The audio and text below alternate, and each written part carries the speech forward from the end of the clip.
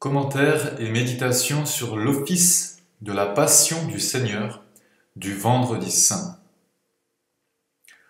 Nous sommes entrés dans ces jours saints que l'on appelle le Triduum pascal, qui s'étend du jeudi saint au dimanche de Pâques.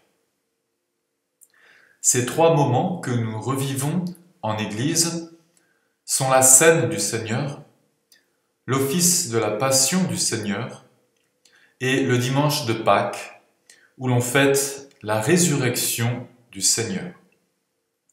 La résurrection du Seigneur que nous pouvons célébrer durant la veillée pascale, dans la nuit de samedi à dimanche, et ou au matin du dimanche de Pâques. Comme vous le savez, ces trois moments sont liés entre eux. Si bien que jeudi saint, à la scène du Seigneur, le prêtre commence la messe avec le signe de croix, pour terminer à la fin de la messe du dimanche de Pâques en donnant la bénédiction solennelle.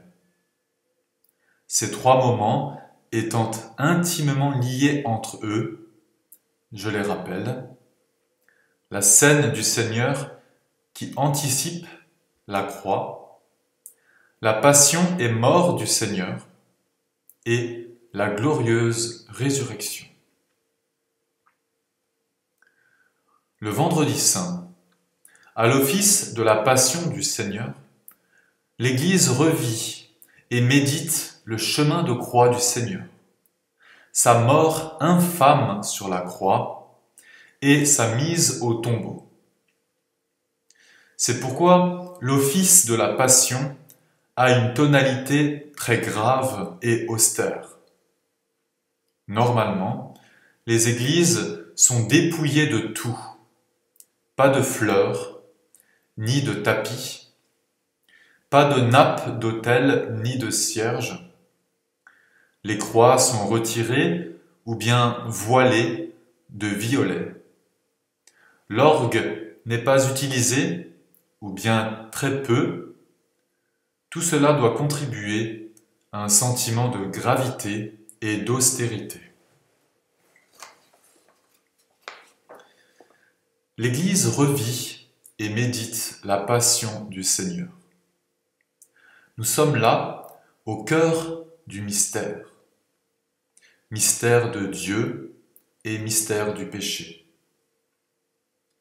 Afin de délivrer l'humanité du pouvoir du péché, et donc du pouvoir de la mort, car la mort vient du péché, Dieu envoie son Fils unique dans le monde, pour que, par sa souffrance et sa croix, il pardonnât les péchés du monde. Une œuvre incroyable à y penser. Une œuvre qui dépasse la sagesse humaine. Une œuvre de Dieu qui nous demande du temps pour pénétrer et comprendre ce que Dieu a fait pour nous. Il nous faut donc de la régularité dans notre pratique. Car ce que Dieu a fait pour nous est si grand qu'il nous faut des années pour commencer à comprendre. Et ensuite, pour commencer à vivre dès ici-bas de la grâce que Dieu nous offre à travers les sacrements. Devant la terreur de la mort en croix, devant ce caractère macabre et humiliant, on pourrait être effrayé. Ou au contraire, on pourrait sentir la solidarité du Christ avec nous dans nos épreuves d'ici-bas. Quoi qu'il en soit pour chacun de nous, cette croix dressée sur le monde peut nous montrer deux choses au moins. La première, c'est la gravité du péché. Quand on voit le prix du pardon des péchés, c'est-à-dire la venue du Fils de Dieu dans le monde et sa mort infâme sur la croix, on comprend que cette question du péché est gravissime. Quand on voit que le Fils de Dieu est mort pour nous sur la croix, on comprend qu'il nous faut tout faire pour éviter le péché. La deuxième chose que la croix nous fait comprendre, eh bien, c'est l'amour que Dieu a pour nous. Pourquoi Dieu a-t-il envoyé son Fils unique sur terre, si ce n'est pour nous sauver? Pourquoi le Christ a-t-il donné son précieux sang sur la croix, tel un agneau, si ce n'est pour notre bien? En cela, nous voyons que Dieu aime l'humanité, malgré son péché. Si Dieu n'aimait pas les hommes qu'il a créés, il n'aurait pas envoyé son Fils pour nous sauver. C'est bien le moment pour redire cette fameuse parole de l'apôtre Saint Jean. Dieu a tellement aimé le monde qu'il a donné son Fils unique, afin que quiconque croit en lui ne se perde pas, mais obtienne la vie éternelle. L'amour de Dieu pour nous se manifeste par le pardon des péchés et par le don d'une vie nouvelle. Une vie nouvelle qui commence dès ici-bas avec le sacrement du baptême. Quand Dieu nous aime, il veut nous voir vivants pour l'éternité, dans la sainteté. C'est ça l'amour de Dieu pour nous. La croix du Seigneur nous parle donc.